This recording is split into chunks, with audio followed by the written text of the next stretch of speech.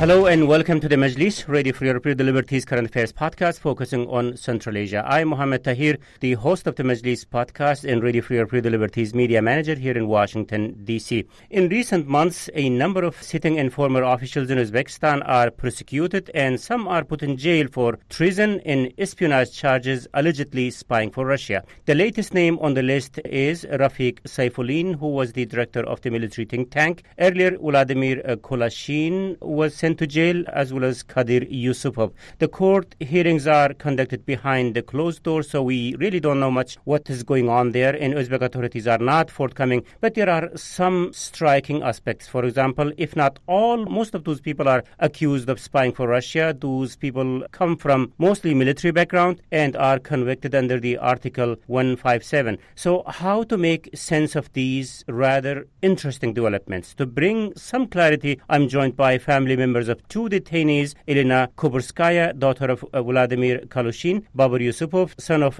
Kadir Yusupov, along with Steve Severlu, human rights lawyer focusing on Central Asia, journalist Alisher Siddiq, the director of RFRL's Uzbek service Ozotlik, and Bruce Pannier, the editor of RFRL's Central Asia blog Kishlok Owazi. Thank you, colleagues, for joining us today. So let's start with two of you, Babur and Elena. Babur, tell us about the current status of your dad. Where is he and how is he doing? And we know he has some health problems, correct? Yes, indeed. The last time we spoke to our father was a couple of weeks ago. He is now in a prison in Navoiy. During his, I think today's 551 days that since he was taken away from us. And throughout this time, we were allowed 2 phone calls. One of them was last week, and one extended meeting with him in prison. Very briefly, your father was diplomat in London before he was taken, right? He was ambassador to Austria, or charge d'affaires, and permanent representative to the OSCE from Uzbekistan. So my father actually retired 10 years ago, and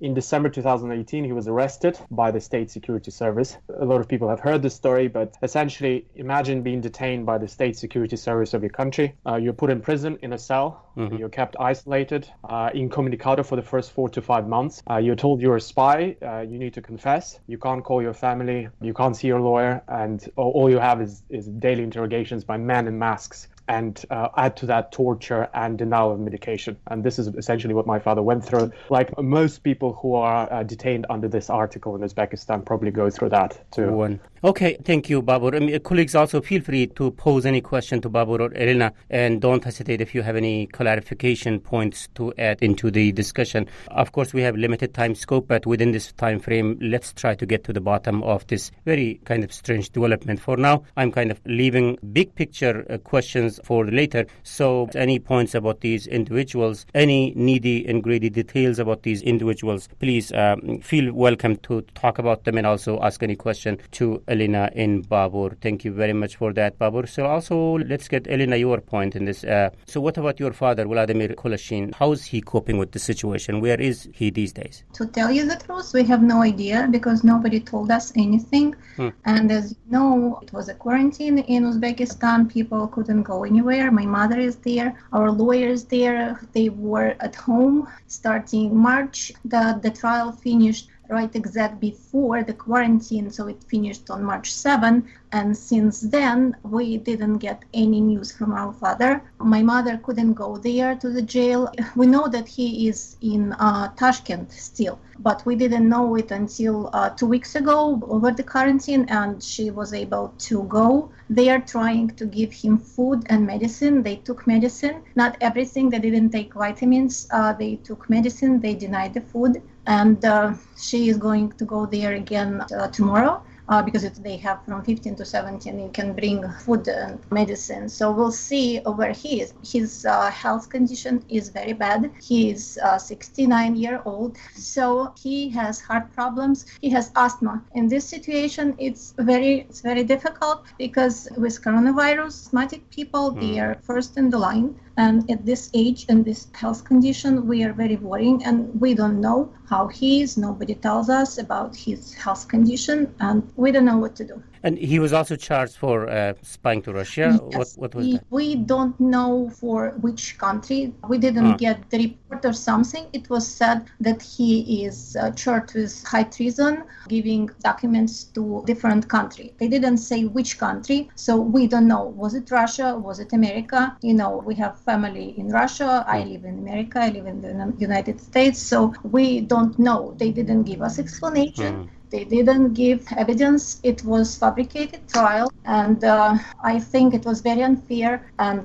not professional. Elena, what do you mean when you say the trial was very unfair? I mean, just walk us through a little bit the trial process. How did it go? My father, he was a civil journalist. He was journalist for 30 years. He worked for military newspaper, Vatan Pravar, which is Patriot, and he was a civil journalist. He didn't have any access to any secret information. He didn't work with Ministry of Defense or something. He was a regular person. So whatever happened, it was a shock to us because we never expected something like that to happen to a regular person in 21st century when they just came, took him without any explanation, and he disappeared. So on July 2nd, he disappeared. We found him after 10 days, and they said that he is guilty of treason. So he was tortured, and they made him sign documents. The torture was horrible. They were saying that they're gonna rape his wife and kill her. Why they would say something like that? I mean, because they want them to sign the documents, and he did sign it in the beginning. He didn't have a good lawyer. What were those documents about, Elena? We don't know. We know that they made him sign documents, whatever they gave him. And they say he agreed that he was giving information to other government. We don't know which one. It was closed trial. We didn't have access there. We hired a good lawyer, Alan Pashkovsky, in August. And he went to prison to my father, and my father denied him. They were pushing him not to take Mr. Pashkovsky because they know that he is good and he is not going to keep silent and he is going to go to human rights organizations. So they were trying not to involve him in the trial. So he started to work with my father in February. And, my father, he's a journalist. He has huge archive at home, huge. He kept all articles. He had so many newspapers signed, he kept all the information at home. Our home was like big library of all newspapers and magazines. Right. So they took it all. They were taking the information with, trucks from our apartment. So it was a huge amount of documents. Alan, Mr. Pashkovsky, our lawyers, started to work with my father in the beginning of February. They started the trial on review the information. He didn't have... Alina, your voice is cutting off. I'm sorry. So we will get back to some of the details that you were talking about. Let me also get, Babur, your point on this. I mean, how your sort of the experience has been so far in terms of these legal process or any process after your father was detained. Yes, we went through a similar ordeal as Elena mentioned. She talked about the trial. Now, let me tell you our experience of the trial. It's a secret trial. That means no family members or any observers such as media or human rights organizations are allowed in. Throughout the process, we had no real cross-examination of witnesses. There was no evidence presented, and any complaints and motions that the defense raised as to, torture and allegations of mistreatment, the judge essentially declined and said there's no objective evidence to verify those claims. So that's pretty much the environment in which this process takes place. It's very hard to find accountability. There are no minutes of proceedings. And even those parts of the trial that might be arguably considered non-sensitive, such as, for instance, in the case of my father, his psychiatrist gave a statement, those are held secret too. And just to clarify, our lawyer is also Alan Pashkovsky. He's going to be mentioned quite a few times today, I guess, and he's been doing an incredible job trying to protect his client's interests, use existing legislation, but to no avail. Steve, formerly you as a Human Rights Watch, as Central Asia researcher, on and off in Uzbekistan, and mostly watching these cases, if not, in the court, outside of the court, the stories that we are hearing from both Elena and Babur, how familiar are they when looking to trial process in Uzbekistan? Yeah, as they courageously detailed just now, these cases are marked by very credible allegations of torture, by the most serious due process violations. And as we've seen, these cases are happening under Mirziyoyev's Uzbekistan, supposedly a new Uzbekistan. These cases really point to the persistent practice or the persistent existence of this parallel criminal justice system where the security services have virtually absolute power to arrest, detain, in the least credible way possible, accuse various citizens. And, we've talked about here a journalist, a former diplomat, but in other cases we know of several soldiers, Alisher Achildiev, who's been in prison since 2006, Ravshan Kasimov, another soldier in prison since 2009, both who had spent time, or Kasimov had spent time in the U.S. and therefore came under scrutiny. We know of a researcher also now in prison, Akram Malikov, and the Academy of Sciences. Said Aziz Yusupov is another person, I guess. He's connected to the world of journalism. We saw, of course, the well-known case of a scholar on Turkey, accused of spying for Turkey, Andrei Kubatin, whose case garnered a lot of attention in the academic world last year and was happily released in 2019 and rehabilitated. But all these cases come down to what I would say is the power of the security services to, in a very unaccountable way, arrest and detain, which I would call this spy mania, which is something that was very well known and associated in Islam Karimov's Uzbekistan, but unfortunately continues to this day and hasn't been addressed. As you said, Article 157 is vague, it's broad, it doesn't really comport with international standards, and most importantly, the way it's being practiced and applied with torture really violates all the statements of reform that we've heard, including President Mirziyoyev's anti-torture decree, which he signed a few years ago, in which he stated that it was a priority to end torture in Uzbekistan. These cases all seem to have those elements in common. Right. Also, one name still is missing from all this discussion is the think tank chief, Rafiq Saifuddin. With that, Bruce, let me bring you in here. I guess you had some memory of him. So tell us about him, and also, were you surprised when you heard that he was taken in? Oh, first of all, we met at a conference more than 20 years ago in Washington, D.C. But he was willing to talk to me. For Uzbek-U.S. relations, 1998, they were actually pretty good. Uzbekistan wanted to be friends with the United States. I mean, he struck me as a classic Soviet person. That was the first thing I thought about him was that, I'd been to the Soviet Union and he still had that whole kind of mentality. But because I had met him then, I kept seeing his name pop up over the years. He was obviously very influential in the Karimov government. He was worried about me being a spy. So I thought it was kind of ironic when I heard that he had been picked up for, he had been detained on spying charges. But he seemed to be a pretty prominent figure. And when I saw that he was accused of spying, assumed, I guess, for Russia, I was kind of surprised. And my first thought was this really it, or did he cross somebody? Because we know how politics works in this place. We've heard Elena talk about the threats they made to her father. Well, these kind of things happen a lot, where they say, if you don't do what I want or give me something that I want, I'm going to say that you are, and fill in the blank, spy, homosexual, something like that, to tarnish your image. Maybe he was, I don't know, but he had certainly been around for a long, long time. It's kind of how all of a sudden after, he was there practically from the start. So it's almost 30 years, that he'd been up there, and how all of a sudden they found out now that he was spying for Russia. I have no idea. And I just have to wonder, maybe he crossed somebody he shouldn't have. And this was the punishment.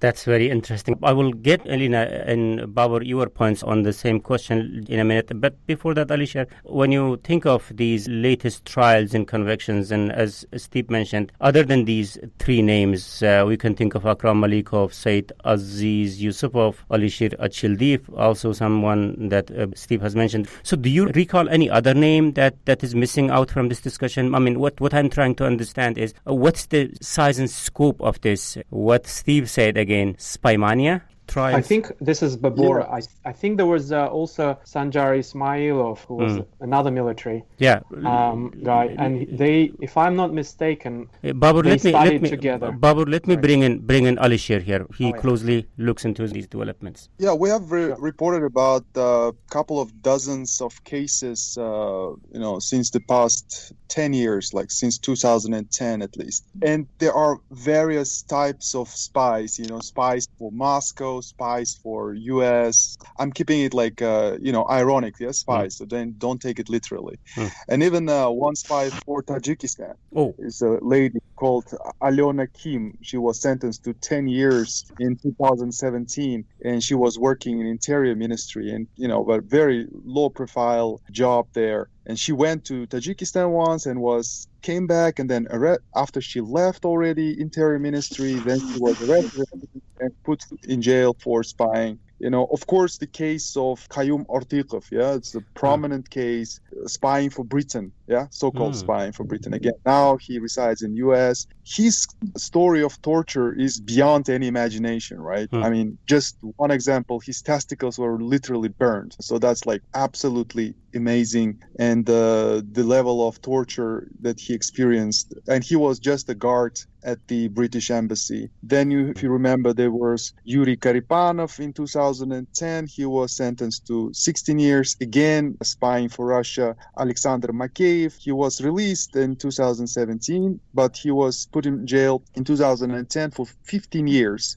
Again, the same claims kept coming about tortures, and he was also retired. There's one other point about all these, majority of these people, they're all retired. Then the case of Erkin Musayev, probably mentioned here. So he was another former official at the Ministry of Defense, and he was released in 2017 also was given 15 years, also tortured, and was kind of accused of spying for United States. Then, of course, Qayyum Yusupov, everybody knows this case. Absolutely crazy stuff, Vladimir Kaloshin, Akbar Yarbabayev, Rafik Saifulin, and many others, in this past trial.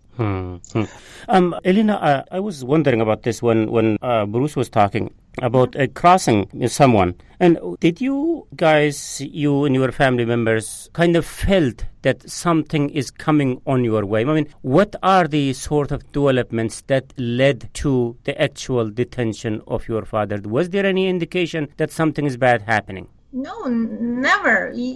My father, he is a regular journalist. He is writing stuff about what's happening around there, and he knows what to write, what not to write. He will never write something against government or something. He had bad experience actually. In 2007 he was working for Voice of Uzbekistan, the newspaper, and they wrote an article when people from the village Nuhala, they send a letter saying that they don't have water, even though everything's supposed to work, and they have to go and pick water from the river. And after that, all journalists were hired. It was investigation with secret services, and they made them write article saying that it was a lie, and journalists were trying to show government from a bad side. And can you imagine, after a couple of days everything was fixed there, so people got what they needed, but journalists were punished very bad. So I think starting that time in 2007 they put him on the list, and they kept him here. So when they needed someone to become a spy, they got him. He was on the list. So my father, he is a very nice, very kind person, and he is a simple person. He didn't have ambitions or something. He just wanted to live his life quietly, happily, because he is old enough. People want to live happy life. What happened, it was, we weren't there. My mom was with my sister in Moscow. I was here. The neighbors told us that they took him away. Nobody let him call and tell it. So it was horrible. It was like in 1937 when Stalin, he was taking people and just put them in jail, kill them. That's it.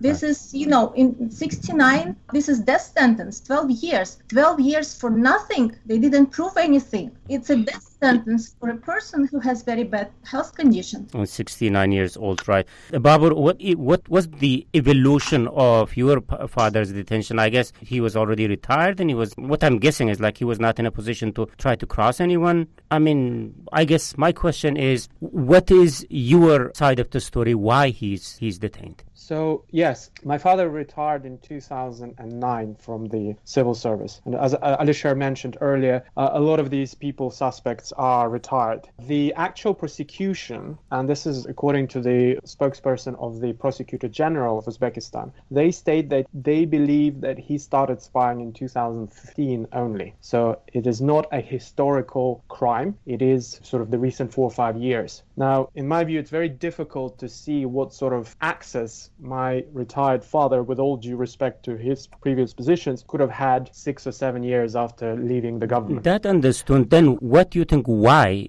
he was the target? Well, in our case, we have a further complication because my father suffered from mental health issues, as you mentioned earlier.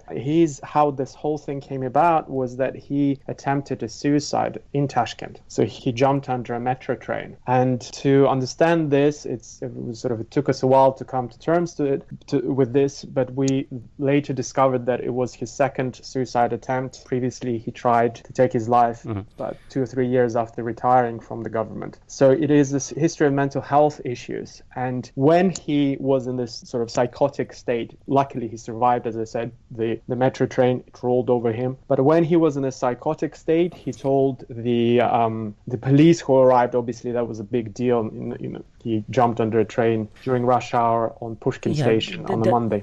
Those are very important details, Babur. What I was trying to understand is, the reason your father was arrested, was he posing a threat to someone? Did he try to cross someone? Why he is detained now after so many years, when you are saying that he had no access to any kind of sensitive information to be helpful to anyone? Then why? Yeah, it's a good question. And we also... Can I... Sure, Steve, go ahead. No, not to cut you off, Babur. I was just going to say that, studying these cases for a really long time, and I think Alisher did a very good job laying out the span and the scope. It's a quite futile search for logic behind many of these allegations because they're quite simply absurd. And in the case of Kadir Yusupov, as Babur stated, the security services literally arrested a man out of his hospital bed as he hallucinated.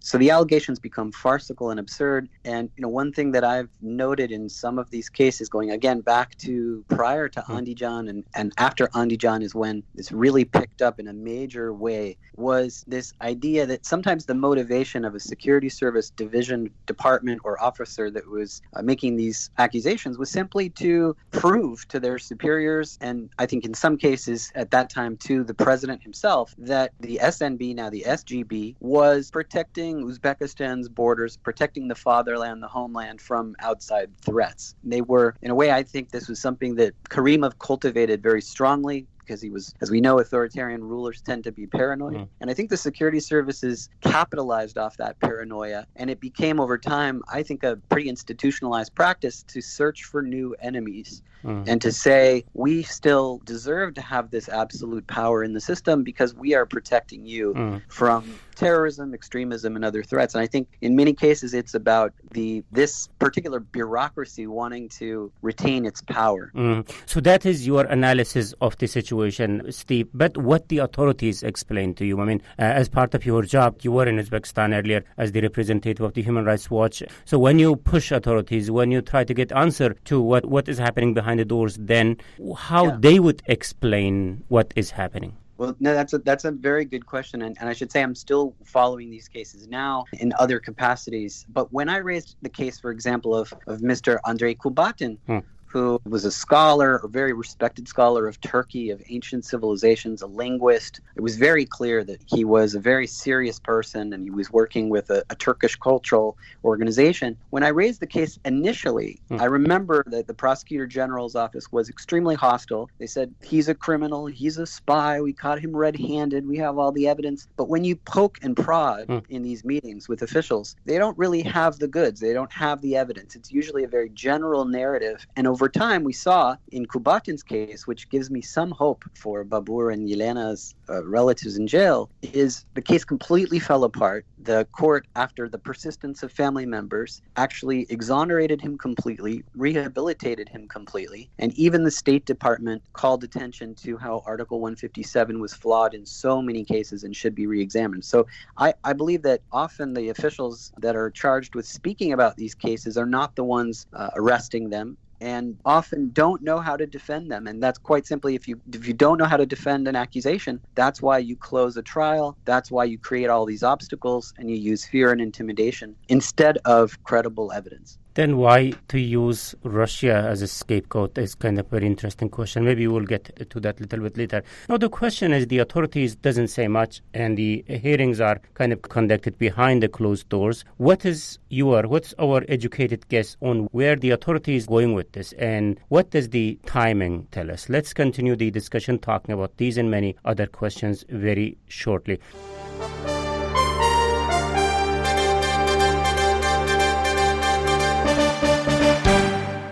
First, let me recap the debate that today on the Majlis podcast, I'm joined by Yelena Kuberskaya, daughter of Vladimir Kaloshin, and Babur Yusupov, son of Kadir Yusupov.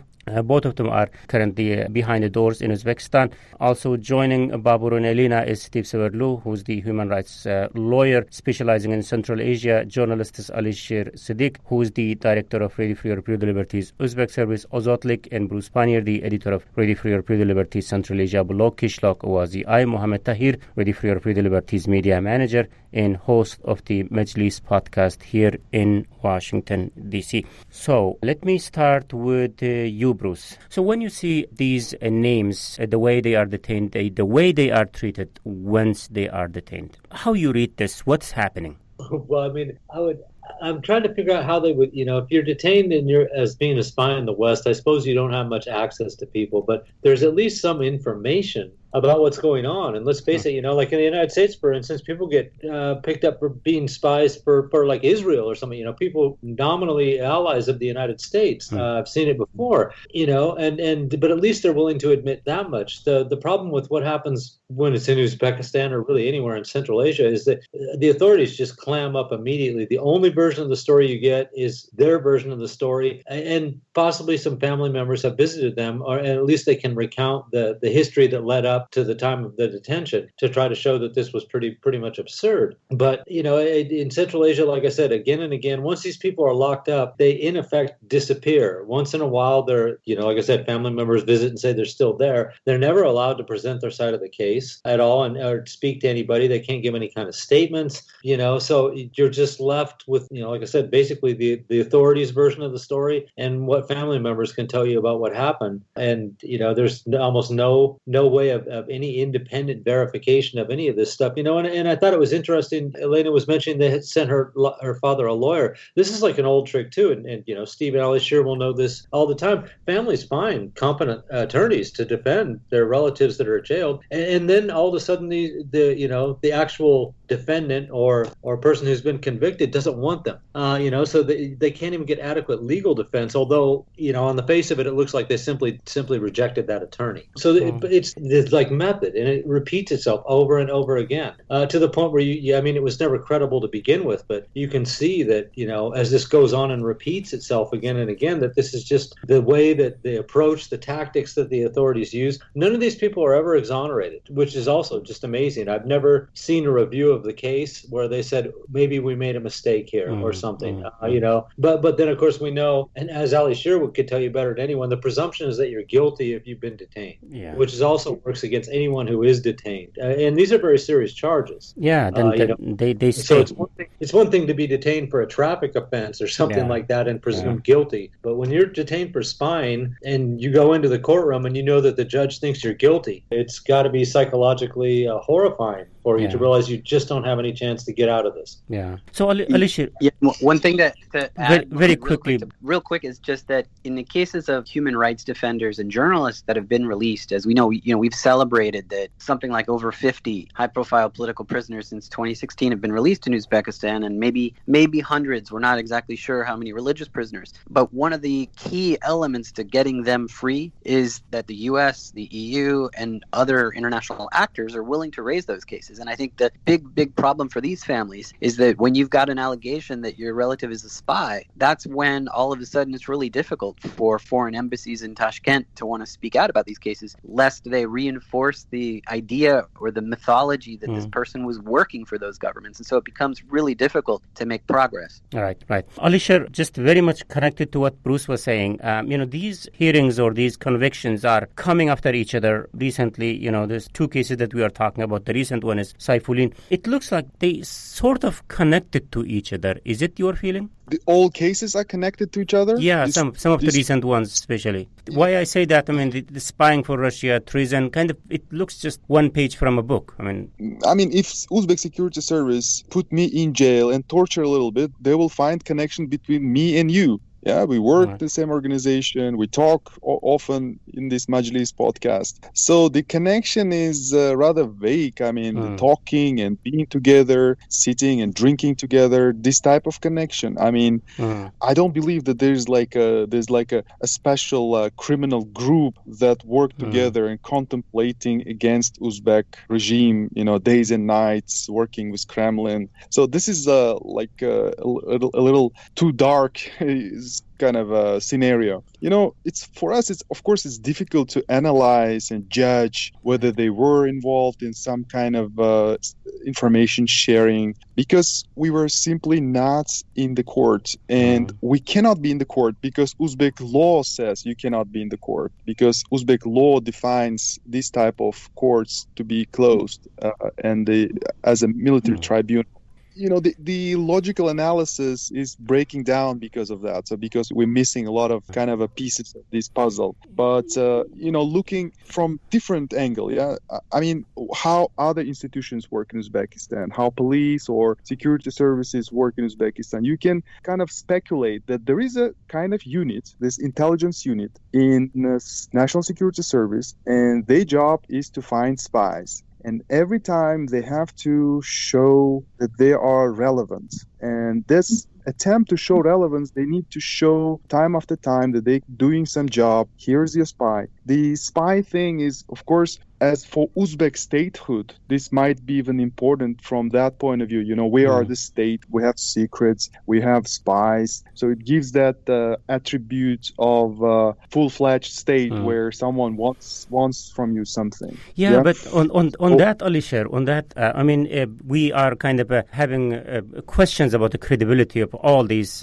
saga. So why? If Uzbekistan, if Uzbekistan really, sure, yeah. What I'm saying is, if Uzbekistan is trying to make up this, then why to use Russia? It's a huge gamble. No. Can I just say, this is Babur. No. Our case is not Russia related, for what it's worth. We're actually being accused of Western.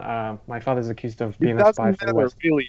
Russia, exactly. This crazy analysis that, the latest case with Saifuddin shows the country's growing distance from Russia. This kind of analysis I've read. This is all kind of a very shallow, because you should know what's the relationship between Mirziyoyev and Putin today. There's a joke around that if Putin asks Mirziyoyev, could have told him everything he needed to know. Yeah, so there's no need for middleman spies to tell directly to Moscow what's going on in Uzbekistan. So, Uzbekistan is a country that still, up until now, is run by thousands and thousands of secret services, of secret service agents, defense, police, and they also believe that they're sending strong signal to these people. Treason, all these things, how they are punished in Uzbekistan, that you should be careful. That's kind of keeping these people under threat, being watched, fear. So, then you go back and look into the legislation. So the legislation about secret information is such a vast legislation. It's totally, almost all of it is Soviet. The law on secret information was signed in 1993 by President Karimov. And, everything is state secret. Statistics, minor information. the amount of Uzbek soldiers, recently Uzbekistan sort of removed some information from the secret, how do you say? Declassified them? State. Yeah. And that was, you will be amazed. What is this? The number of prisons in Uzbekistan is no longer a state secret. The number of detention interrogation centers is no longer a secret. How could have been that secret? Yeah. The number of inmates die in prison is a state secret. So that is recently was what was changed. But imagine how much is not changed. What type of information could have been communicated unknowingly, which is already a state secret. So that's the bigger problem, and that's what makes these secret trials so easygoing. Bruce, talking of the person that you were earlier referring to, Saifulin, at least in his and a couple of other cases, they were accused of working for Russia. Did Vladimir Putin say anything? Did his interior minister say anything about these cases? What has been their reaction? No, I don't ever remember them. Unless it's a really big country like the United States or something, I don't think they ever comment on that. These accusations have come out of not just Uzbekistan, but other Central Asian countries in the past. And I do not remember Russia ever really commenting on that. Not the government. There have been cases where Russian people with dual citizenship have been locked up in Uzbekistan, and you did get perhaps local officials, but certainly like local media from where the person had family in Russia or something that would come and start mentioning this, but you don't get really official reaction for that. I'm sure they discuss it behind closed doors, or the Kremlin just dismisses it as not being worth their time to answer because it's untrue.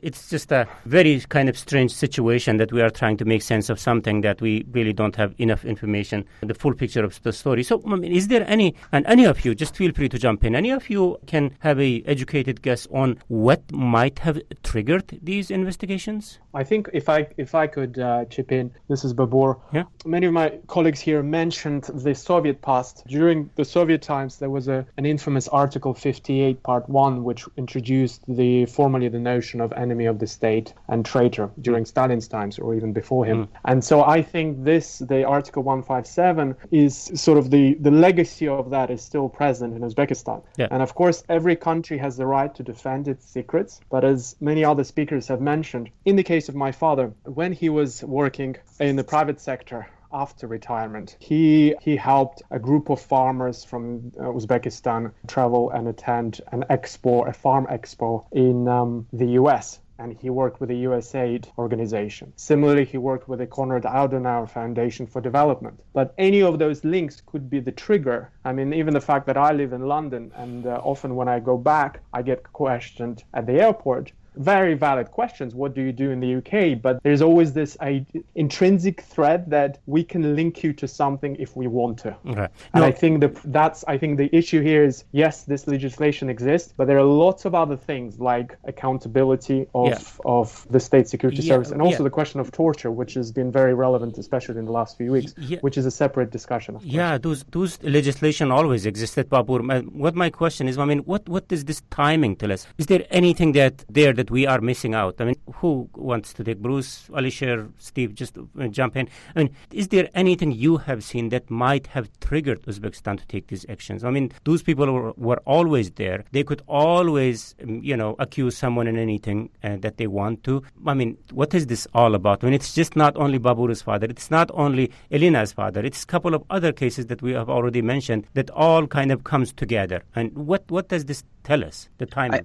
I think, again, this is a persistent feature, not a bug. It's a feature, unfortunately, of a system that has persisted for a long time, and we've seen it goes in different directions. Sometimes Russia is used, sometimes Turkey, sometimes the U.S., especially after Andijan. I remember working with Qayyum Artikov and hearing his torture. These are some of the worst and the darkest, unfortunately, aspects of Uzbekistan. And I think the point is that this is an area where reforms have really not touched yet. And we see it continuing. And now the UN Committee Against Torture very recently listed the names that we've been speaking about here, calling for their release. There's been a lot of discussions about reform of or amendments to the criminal code of Uzbekistan, which I hope will lead to Article 157 being either abandoned completely or rewritten at least. And very importantly, again, the government has recently, they appointed the Deputy Prosecutor General, who we know well, Svetlana Artikova, to create a commission on torture, which would allow citizens to complain. We haven't gotten any clarity about whether or not human rights activists will be part of that process, but that is a commission, for example, that should re-examine these cases. And I think here we've listed several candidates for immediate and unconditional release. So I see, unfortunately, this is not a bug, and this is not, something that's happened or been triggered recently. It's something that continues to happen. And there are, as Alisher said, dozens, maybe more, of people in prison. And now it's good news that the state is declassifying information about the number of prisoners, the number of prisons, and the nature of the charges of prisoners, because once that is known, then some serious advocacy and research can be done to revisit these cases, as former U.S. official Alice Wells called for in September 2019. Right. And imagine yourself, Steve, you're like an interior ministry official. Of course, somewhere by mistake, you will tell someone the number of prisoners, right? I mean, just you don't know whether that was secret at all. Yeah, these are very valid points, both Alisher and Steve. Bruce, did you have any thought about the timing of this thing? Like I said, every few years they pick somebody up, it seems like, for this kind of thing. I think that the best thing I can add here is because, I was detained in Uzbekistan for being a spy 27 years ago. And I'll tell you what it was like. I was 4 hours in detention speaking with this captain about this. And we got to one part where I told him, you're accusing me of being a spy and I'm not a spy. And his answer was, if you were a spy, you would tell me that you weren't a spy. And I know most of you have seen me. I'm sorry, Elena and Babur, you haven't. But I said, look at me. I don't look like any. No one's going to mistake me for their cousin, right? There's no way that I blend in with this. And I'm working in villages. What am I spying on? How many apricots are growing on the trees? How many sheep are in the field? It didn't make any difference to him at all, And that was 27 years ago. And got it better. You, Bruce, the spy. Bruce, you gave me another idea for my wild imagination. Speculation. They never catch real spies because catching a real spy has political implication. What Tahir mentioned, why Russia is not mad about it, why Britain was not mad, and no one is mad. The United States is not mad because they never catch a real spies, and then they're not ready for this type of political backlash. Yeah, so that's why. But they need spies. They need to catch these spies. There's a unit, like a counterintelligence unit in National Security, State Security Service. 4 or 5 people. They need to work. They need to get salaries. They need to prove that they're working. So that's why they just catch these small fishes, and then everyone is happy.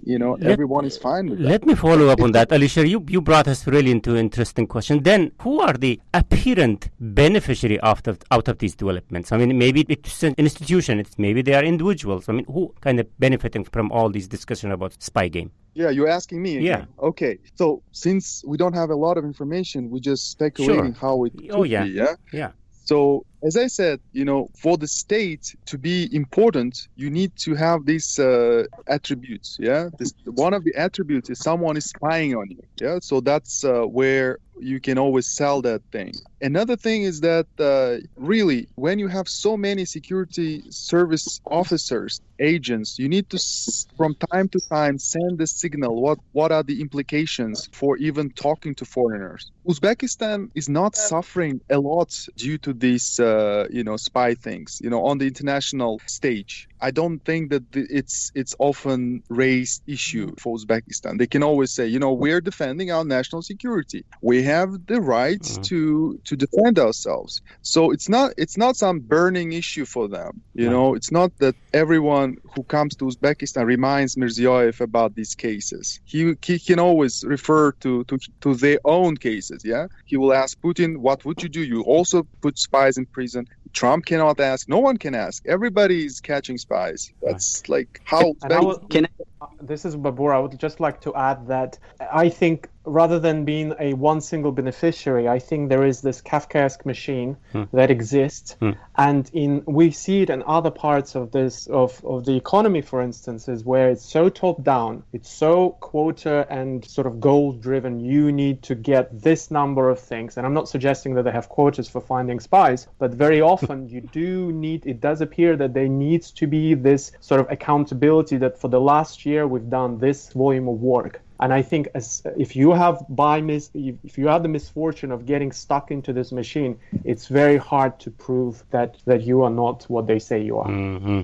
Yeah, we have to really conclude the discussion. I know, Steve, you want to say something? Yeah, please, very quickly. No, I was just going to say that. I mean, I agree with the analysis Alisher and Babur just provided, and I just wanted to sort of remind us near the end of the discussion that this is really, at the end of the day, it's about the suffering of real people and their families. I've been working with a woman named Malika Kasimova since 2010, who's the mother of Ravshan Kasimov, a soldier who spent time on an exchange program in the United States for a few weeks, comes back to Uzbekistan, immediately is accused of being a spy. He was tortured, and his case is dragged on for a decade. And as I was saying earlier, we've seen the releases of other journalists and human rights defenders, and we've celebrated those successes. But I think some of these cases they really deserve our attention. That's why I think this program today is so important, because they're not getting out. And, we're talking about Yelena's father getting 12 years, Babur's father getting 6 years. These are long sentences, and they're shrouded in secrecy. The access is denied. And I think that's why this is so important, because if we can examine the facts and we,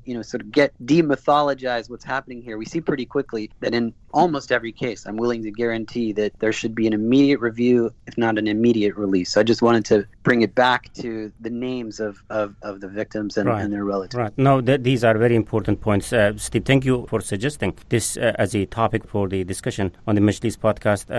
Why I was kind of stressing on that point is, as a journalist, we see the way authorities play with the emotions of people. Like if they are stressed out about something, like let's say economy or something else, like any other disaster, they create another headline to kind of divert people's attention. I was just wondering, maybe there is something like that going on in Uzbekistan, so that they created discussions about the spy. Maybe that's not the case here.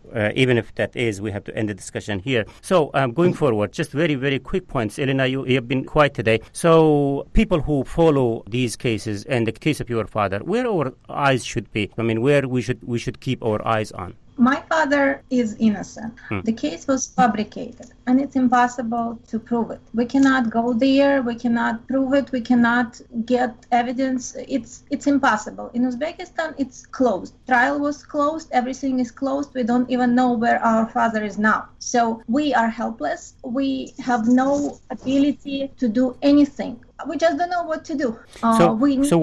Elena, what do you want advocates outside who kind of has a sympathy for your father's case or cases like him? So what you want them to do?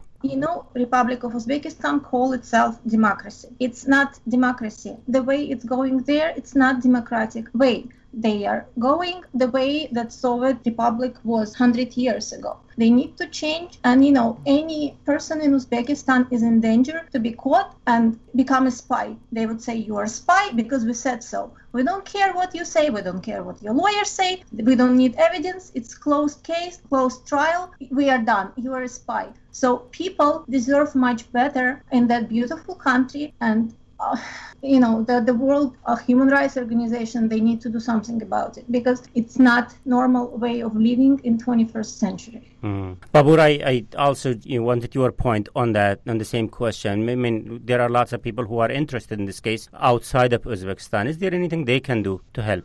Well, we are very fortunate because we're working with some very good human rights organizations, and also some of the Western governments, the United Nations Committee Against Torture, the United Nations Commissioner for Human Rights. If people are interested, then please follow Yelena's and my campaign on Twitter. You can find us there, and we post different things. But what I actually wanted to say is there are less fortunate people whose relatives are in prison, and they're in Uzbekistan, and they don't have the access to to advocacies, the access that we have. Some of the guys who've been mentioned, like Achaldiyev, he's been in prison since 2006, and he's a young military commander who studied in Russia and was very ambitious. And, it's the military, and we should be very proud of them. And I would encourage people to not be shy to raise these questions through their governments or even the foreign governments and diplomats who are listening, because the military are the guys who protect our country. And, the fact that they are still there with no rights, people are afraid to get into the politics of it. That shouldn't be right. If you look at some of those historic cases, they're still there, and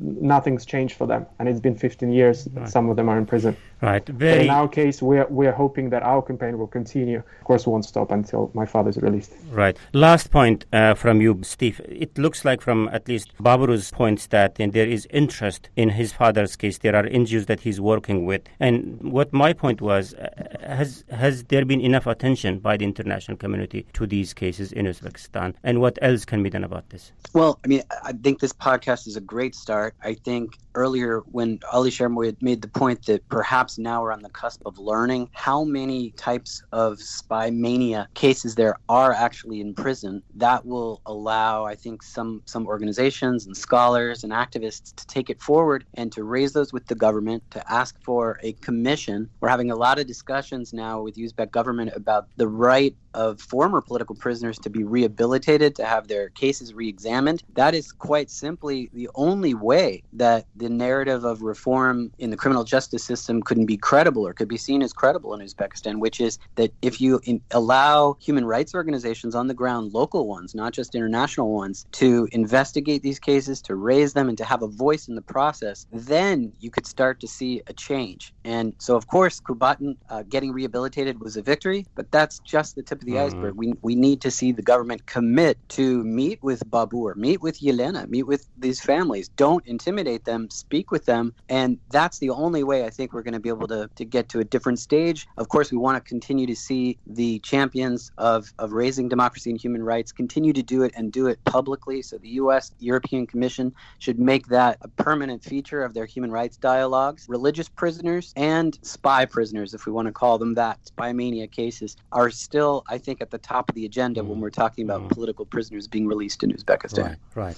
Terrific. Okay. Thank you, Steve Severlu, human rights lawyer specializing in Central Asia, for your time and thoughts today. And also big thanks goes to Yelena Koborskaya, daughter of Vladimir Kalushin, who's also in detention, and also Babur Yusupov, son of Hadir Yusupov. He's another detainee in Uzbek jails. And of course, big thanks to Alisher Siddiq, the director of RFRL's Uzbek service Ozotlik, and Bruce Pannier, the editor of Radio Free Europe with the Liberty Central Asia blog, Kishlok Owazi. Thank you, colleagues, for joining us today in this important discussion.